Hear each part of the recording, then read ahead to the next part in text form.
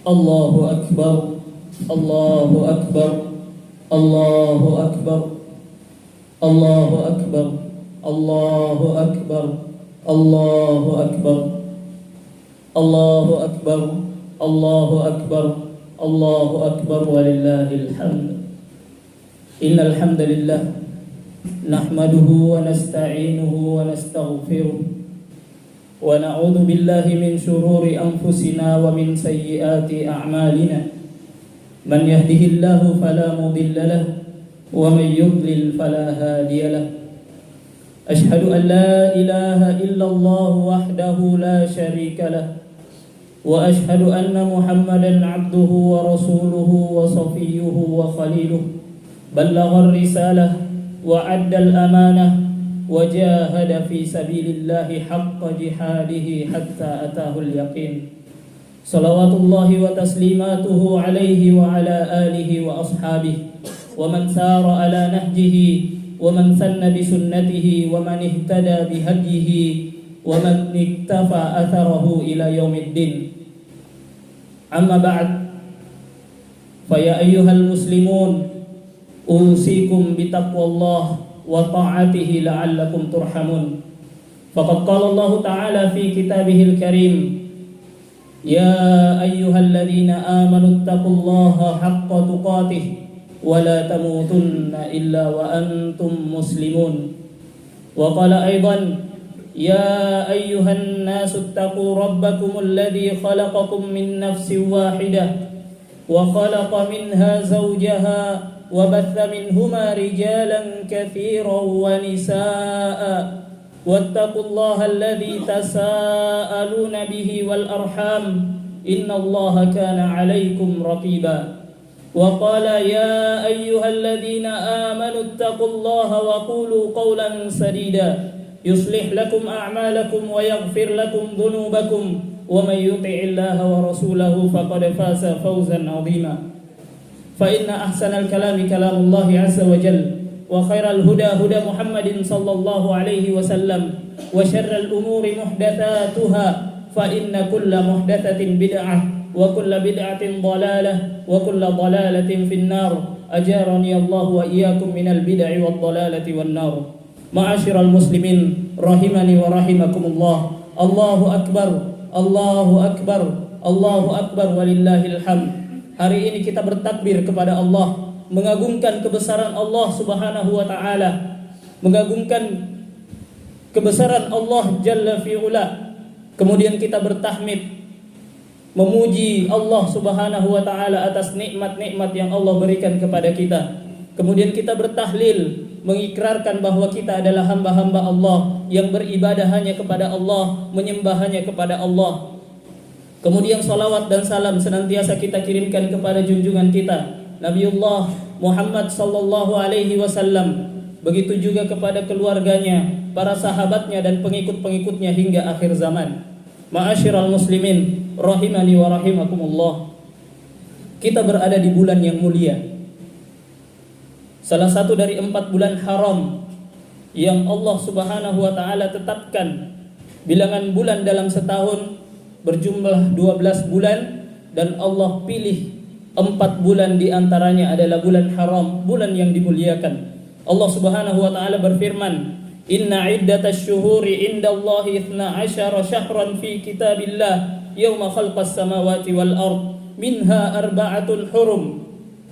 Sesungguhnya bilangan bulan di sisi Allah ada 12 bulan yang Allah telah tetapkan saat Allah menciptakan langit dan bumi. Dan di antara 12 bulan itu ada 4 bulan haram. Bulan haram adalah bulan Dzulqa'dah yang kita sudah lewati sebulan yang lalu. Kemudian bulan Dzulhijjah yang sekarang kita berada di dalamnya. Kemudian bulan Muharram, bulan yang akan datang, dan bulan Rajab.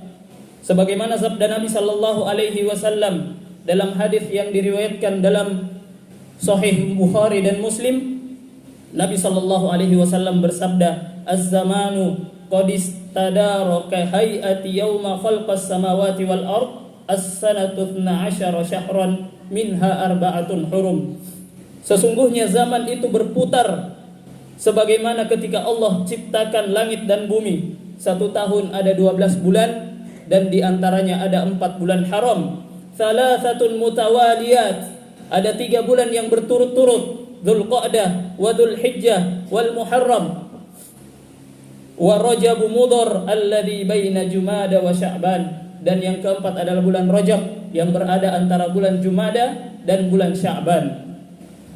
Jadi 4 bulan haram, maksudnya bulan yang dimuliakan oleh Allah Subhanahu wa taala adalah bulan Dzulqa'dah, Dzulhijjah, Muharram dan Rajab, yang Allah Subhanahu wa taala pesankan kepada kita, fala tadhlimu fihinna anfusakum, jangan kalian berbuat zalim di dalam bulan tersebut, karena Allah menyiapkan balasan setiap kezaliman lebih besar dibandingkan bulan-bulan yang lain. Seseorang melakukan maksiat di bulan ini, dosanya jauh lebih besar dibandingkan melakukan dosa di bulan-bulan yang lain. Ma'asyiral muslimin rahimani wa rahimakumullah. Allahu akbar walillahil hamd. Kita juga berada di hari-hari yang mulia, hari-hari yang Allah lebihkan, yang Allah muliakan dibanding hari-hari yang lain. Allah berfirman dalam surah Al-Fajr, wal fajri walayalin ashr, demi waktu fajar dan demi malam-malam yang 10. Kata para ulama, yang dimaksud dengan malam-malam yang 10 adalah 10 hari pertama bulan Dzulhijjah. Dan kita berada di 10 hari pertama bulan Dzulhijjah. Begitu juga Nabi SAW mengabarkan kepada kita betapa mulianya hari-hari ini. 10 hari pertama bulan Dzulhijjah, Nabi mengatakan, ma min ayyamin al-amalu shalih fihinna ahabbu ilallahi min hadhil ayyamil asyara. Tidak ada hari-hari yang amal soleh sekecil apapun lebih dicintai oleh Allah Subhanahu wa taala dibandingkan 10 hari ini. Bahkan para sahabat ketika itu bertanya, apakah amal soleh yang kita lakukan di 10 hari ini melebihi kecintaan Allah, melebihi kecintaannya kepada jihad fi sabilillah? Mereka bertanya, ya Rasulullah, walal jihadu fi sabilillah, apakah termasuk jihad ya Rasulullah? Maka kata Nabi, walal jihadu fi sabilillah, termasuk jihad fi sabilillah yang kita lakukan di hari yang lain itu tidak bisa mengalahkan pahala dan kecintaan Allah terhadap amal soleh yang kecil yang kita lakukan hari ini.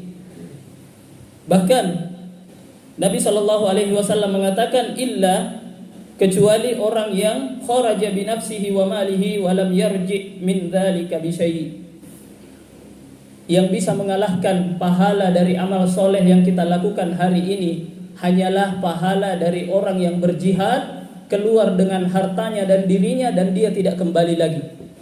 Hanya itu pahala yang bisa mengalahkan amal soleh yang kita lakukan di hari ini. Maka hari-hari ini adalah hari yang mulia, hari-hari di mana kita harusnya banyak memperbanyak amal soleh, memperbanyak ketaatan kepada Allah Subhanahu wa taala. Semua amal soleh, yang paling ringan amal soleh yang kita lakukan adalah senyum kepada sesama muslim.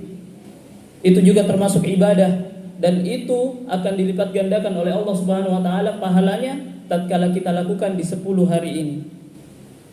Ma'asyiral muslimin rahimani wa rahimakumullah. Kita juga berada di hari yang mulia, Yaumun Nahr, hari penyembelihan, hari raya Idul Adha, di mana hari ini adalah hari merupakan puncak dari hari-hari yang Allah muliakan 10 hari di awal bulan Dzulhijjah, dan puncaknya di hari ini hari penyembelihan, hari raya kurban, hari raya Idul Adha, disebut juga dengan Yaumun Nahr, hari penyembelihan. Ma'asyiral muslimin rahimanikum wa rahimakumullah. Momentum Idul Adha tidak bisa dilepaskan dari satu sosok yang menjadi teladan dalam kesabaran dan ketaatan kepada Allah Subhanahu wa taala. Sosok tersebut adalah Al-Khalilur Rahman, kekasih Allah Subhanahu wa taala, Nabi Allah Subhanahu wa taala Ibrahim alaihi salam. Nabi Ibrahim alaihi salam yang di dalam kisah-kisah hidupnya kita bisa mengambil banyak sekali pelajaran, bisa mengambil banyak sekali ibrah, khususnya dalam ketaatan kepada Allah Subhanahu wa taala. Nabi Ibrahim termasuk salah satu nabi yang mendapatkan ujian yang besar dari Allah Subhanahu wa taala. Allah Subhanahu wa taala berfirman, "Wa idh batala Ibrahim rabbuhu bikalimatin fa'atammahun." Dan ingatlah ketika Ibrahim diuji oleh Tuhannya dengan beberapa kalimat, fa'atammahun, lalu Ibrahim menunaikannya. Qala inni ja'iluka lin-nasi imama. Allah berfirman, sesungguhnya aku akan menjadikanmu kepada manusia sebagai seorang imam. Qala wa min dzurriyyati qala la yanalu ahdi dzalimin. Ibrahim mengatakan, bagaimana dengan keturunanku ya Allah? Maka Allah berfirman, janjiku ini tidak mengenai orang-orang yang zalim. Di antara ujian yang besar yang Nabi Ibrahim alami, yang Nabi Ibrahim harus menghadapi ujian itu, yang pertama adalah beliau harus bermusuhan dengan ayahnya sendiri. Kita tahu bersama bahwa ayah Nabi Ibrahim, Azar, adalah seorang penyembah berhala, seorang yang musyrik. Sementara Nabi Ibrahim diutus untuk menjadikan manusia yang tadinya menyembah berhala menjadi bertauhid, menyembah hanya kepada Allah Subhanahu wa taala. Maka Ibrahim tetap berdakwah kepada ayahnya, dan bahkan beliau berdakwah dengan bahasa yang sangat santun, tidak melupakan adab seorang anak kepada bapaknya. Kisahnya diabadikan dalam Al-Quran surah Maryam ayat 41 sampai 49. Allah berfirman, "Wadhkur fil kitab Ibrahim innahu kana siddiqan nabiyya." Ceritakanlah wahai Muhammad kisah Ibrahim dalam kitab. Sesungguhnya dia adalah seorang nabi yang sangat membenarkan. "Idz qala li abihi ya abati inni lima ta'budu ma la yasma'u wa la yubsir wa la yughni anka syai'a." Ketika Ibrahim mengatakan kepada bapaknya, wahai bapakku, lima ta'budu ma la yasma' wa la yubsir. Mengapa engkau menyembah sesuatu yang tidak bisa mendengar, tidak bisa melihat, wa la yughni anka syai'a, tidak bisa memberimu kecukupan sedikit pun. Ya abati inni qad ja'ani minal ilmi ma lam ya'tika fattabi'ni. Wahai bapakku, sungguh telah datang kepadaku ilmu yang tidak datang kepadamu, maka ikutilah aku. Ahdika siratan sawiyya, maka aku akan tunjukkan kepadamu jalan yang lurus. Ya abati la ta'budis syaitan, inna syaitana kana lirrahmani 'asiyya. Wahai bapakku, jangan engkau menyembah syaitan, sesungguhnya syaitan itu durhaka kepada Tuhan yang Maha Pemurah. Ya abati inni akhafu ay yamassaka 'adzabun minar rahman fatakuna lisyaitani waliya. Wahai bapakku, sesungguhnya aku khawatir bahwa engkau akan ditimpa azab dari Tuhan yang Maha Pemurah, maka kamu menjadi kawan-kawan bagi syaitan. Ini bahasa Nabi Ibrahim kepada bapaknya. Kita bisa melihat bagaimana santunnya bahasa Nabi Ibrahim ketika mendakwahi bapaknya. Beliau tidak meninggalkan adab-adab seorang anak kepada bapaknya. Beliau mendakwahi bapaknya dengan lembut, meskipun bapaknya melawan beliau dengan keras. Apa kata bapaknya? Qala araghibun anta an alihati ya Ibrahim. Apakah engkau benci dengan Tuhan-Tuhanku, sembahan-sembahanku wahai Ibrahim? La illam tantahi la arjumannaka wahjurni maliya.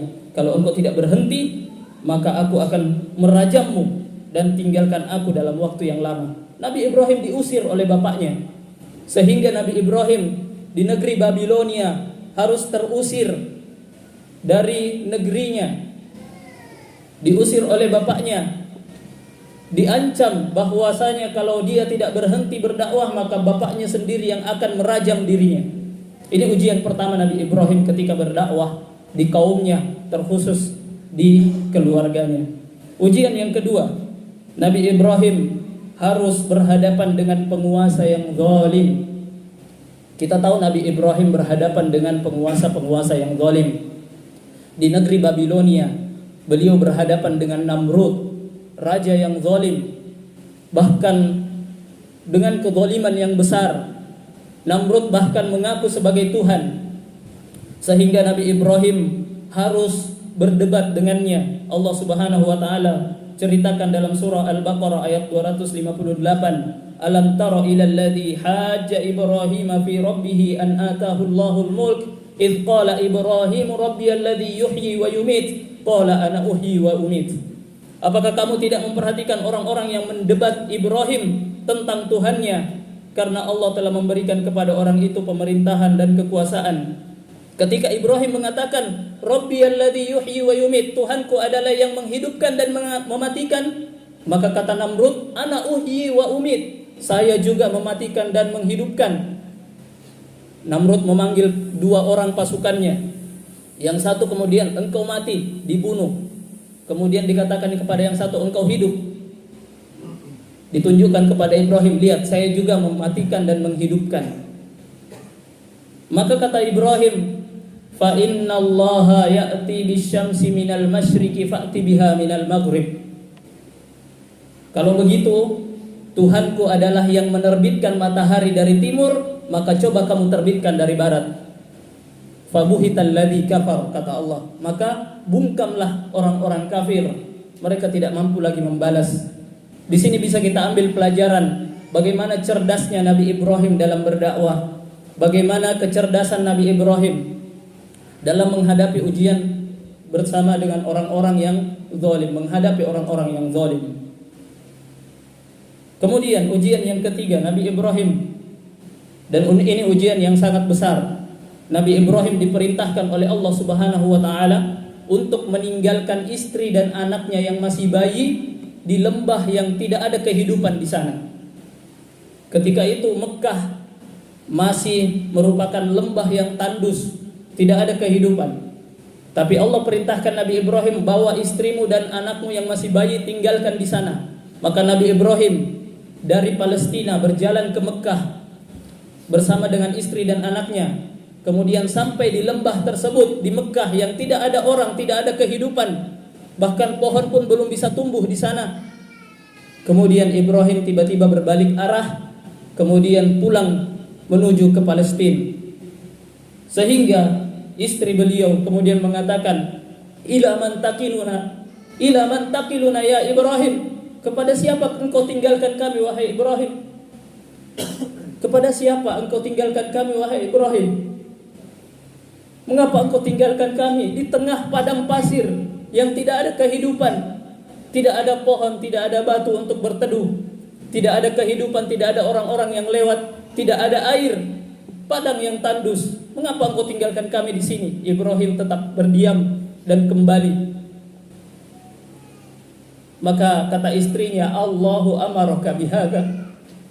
Apakah Allah yang memerintahkanmu? Kata Ibrahim, na'am. Maka kata istrinya, kalau begitu pergilah wahai suamiku. Kita bisa melihat bagaimana ketaatan Nabi Ibrahim alaihissalam atas perintah Allah Subhanahu wa taala. Allah perintahkan beliau meninggalkan istri dan anaknya yang masih bayi di lembah yang tandus. Tapi Nabi Ibrahim tetap melaksanakannya karena itu adalah perintah Allah Subhanahu wa taala.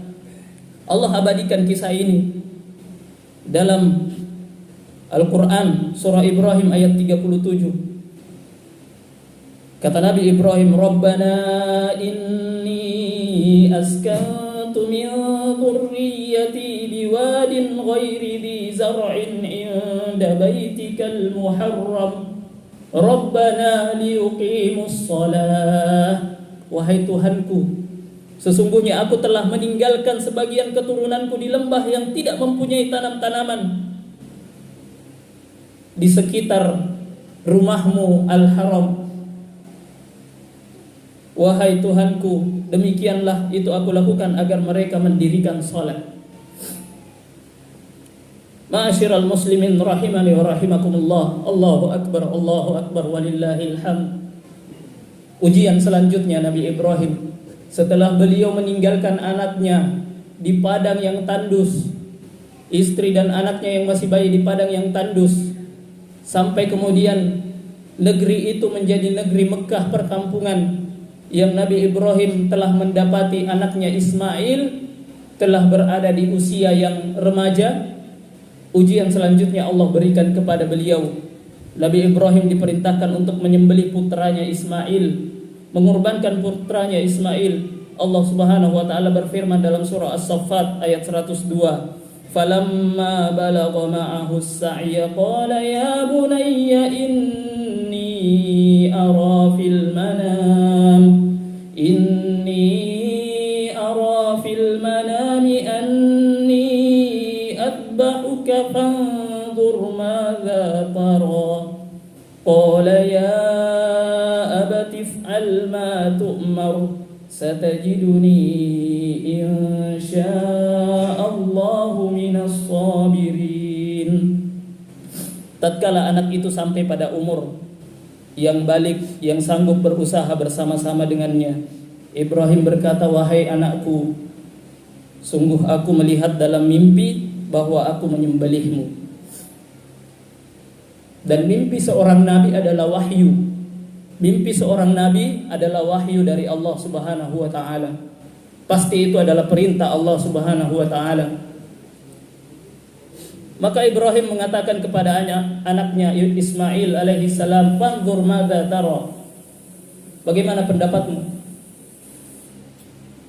Dan Ismail, seseorang anak yang dididik oleh Ibrahim dalam ketaatan kepada Allah Subhanahu wa taala, juga begitu taat kepada Allah Subhanahu wa taala. Beliau menjawab, "Ya abati if'al ma tu'mar." Wahai bapakku, lakukan apa yang diperintahkan kepadamu. Satajiduni insyaallahu minas sabirin. Maka sungguh engkau akan mendapatiku sebagai orang-orang yang sabar.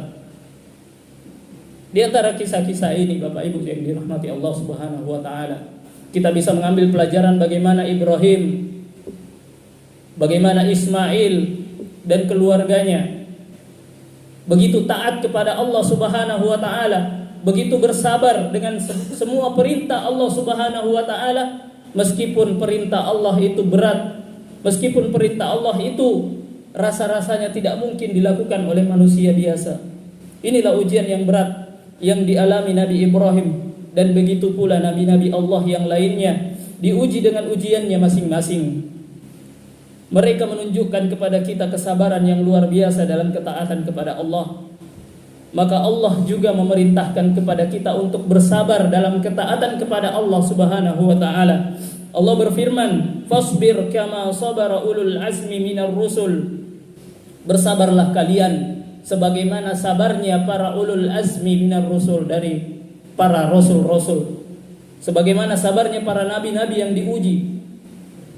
Dan Allah ingatkan kita bahwa syurga Allah tidak akan bisa kita raih tanpa ujian yang Allah tetapkan atas kita. Allah berfirman, "Am hasibatum an tadkhulul jannata walamma ya'tikum mathalul ladzina khalau min qablikum."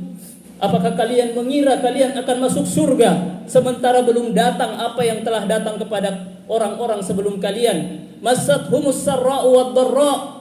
Mereka diuji dengan ujian-ujian yang berat, dengan keburukan-keburukan, wazulzilu, bahkan dengan gempa-gempa, goncangan-goncangan, hatta yaqula ar-rasul wal ladzina amanu ma'ahu mata nasrullah. Sampai-sampai ujian yang mereka hadapi begitu beratnya, para rasul dan orang-orang beriman mengatakan, "Mata nasrullah?" Kapan datang pertolongan Allah?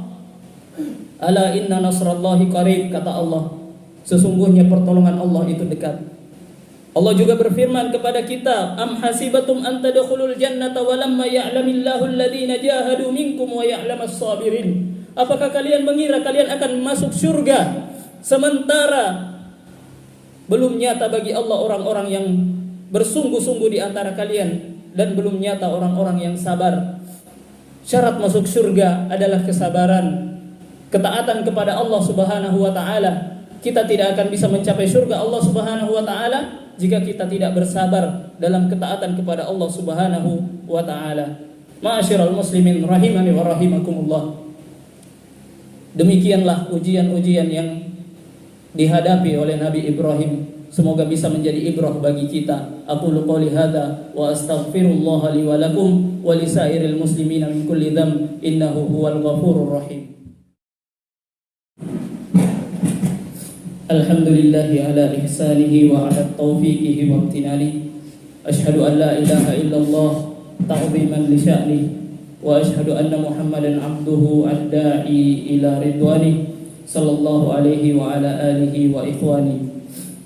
Ma'asyiral muslimin rahimani wa rahimakumullah. Allahu akbar walillahil hamd. Di khutbah yang kedua ini saya mengkhususkan wasiat kepada para wanita, kepada para ibu, para istri dan para anak perempuan, bertakwalah kepada Allah Subhanahu wa taala. Untuk memasuki surga, wanita hanya butuh 2 syarat. Seorang wanita hanya butuh 2 syarat untuk masuk surga. Kata Nabi sallallahu alaihi wasallam, jika seorang wanita menjaga solatnya yang 5 waktu dan taat kepada suaminya sampai suaminya ridho kepadanya, maka dia boleh masuk surga dari pintu mana saja yang dia inginkan. Lihat betapa mudahnya seorang wanita untuk masuk ke dalam surga jika dia menjaga solatnya yang 5 waktu dan taat kepada suaminya, maka dia dipersilahkan untuk masuk surga dari pintu mana saja yang dia suka. Ada 8 pintu surga, silahkan pilih mau masuk lewat mana. Akan tetapi ibu-ibu yang dirahmati Allah Subhanahu wa taala, ternyata Rasulullah juga bersabda, ittaqinallaha ya ayyatuhan nisa fa inni ra'aitu katsiran min ahlin nari minan nisa. Bertakwalah kepada Allah wahai perempuan, karena sesungguhnya aku melihat penghuni neraka kebanyakan dari perempuan. Ma'asyiral muslimin rahimanikum wa rahimakumullah. Wanita diciptakan dari tulang rusuk, dan tulang rusuk itu adalah tulang rusuk yang paling bengkok. Maka fitrah wanita itu adalah bengkok. Jika dia diluruskan dengan keras, maka dia akan patah. Jika dia dibiarkan, maka dia akan tetap bengkok. Maka wahai para suami, para ayah yang memiliki anak perempuan, para saudara yang memiliki saudari perempuan, bertakwalah kepada Allah. Rasulullah SAW mengatakan, fattaqullaha fin nisa, bertakwalah kepada Allah kalian terhadap perempuan yang kalian tanggung. Bertakwalah kepada Allah, takutlah kepada Allah terhadap perlakuan kalian kepada para wanita. Semoga kita diberi taufik oleh Allah Subhanahu wa taala dan hidayah agar senantiasa berada dalam agama Allah yang lurus, dan semoga amal kita diterima oleh Allah Subhanahu wa taala. Amal kita di hari-hari yang mulia ini diterima oleh Allah Subhanahu wa taala dan diberikan balasan berupa kebaikan yang berlipat ganda, sehingga kita menjadi orang-orang yang bertakwa kepada Allah Subhanahu wa taala, dan Allah bukakan keberkahan kepada kita.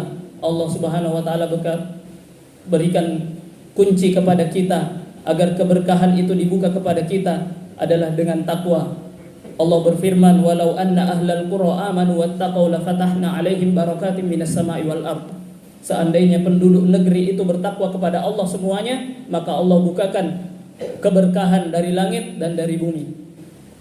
Semoga kita menjadi orang-orang yang beriman kepada Allah Subhanahu wa taala. Innallaha wa malaikatahu yusholluna 'alan nabi ya ayyuhalladzina amanu shallu 'alaihi wa sallimu taslima. Allahumma salli ala Muhammad wa ala ali Muhammad kama sallaita ala Ibrahim wa ala ali Ibrahim innaka Hamidum Majid. Allahumma barik ala Muhammad wa ala ali Muhammad kama barakta ala Ibrahim wa ala ali Ibrahim innaka Hamidum Majid. Allahumma ighfir lil muslimina wal muslimat wal mu'minina wal mu'minat al ahya'i minhum wal amwat innaka sami'un qaribun mujibud da'wat wa ya qadiyal hajat. Allahumma ighfir lana wa liwalidayna warhamhuma kama rabbayana shighara. Rabbana hab lana min azwajina wa dhurriyyatina qurrata a'yun waj'alna lil muttaqina imama. Allahumma arinal haqqa haqqan warzuqna ittiba'ah wa arinal batila batila warzuqna ijtinabah. Allahumma ati nufusana taqwaha wa zakkiha anta khairu man zakkaha anta waliyuha wa maulaha. Allahumma ja'alna muhibbal Qur'an. Allahumma arzuqna hayata ma'al Qur'an. Allahumma arzuqna al-mauta 'alal Qur'an. Allahumma ja'alil Qur'ana hujjatan lana yawmal qiyamah wa la taj'alil Qur'ana hujjatan 'alaina fanakuna minal khasirin.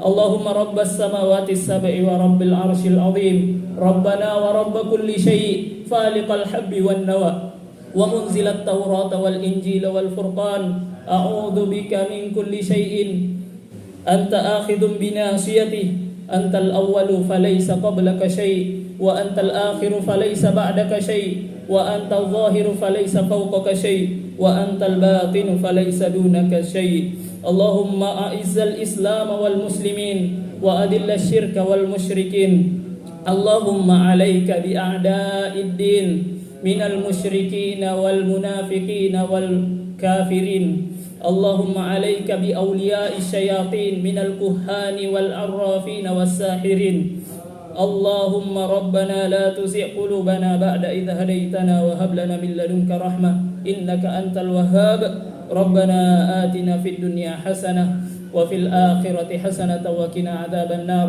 وصلى الله على نبينا محمد والحمد لله رب العالمين.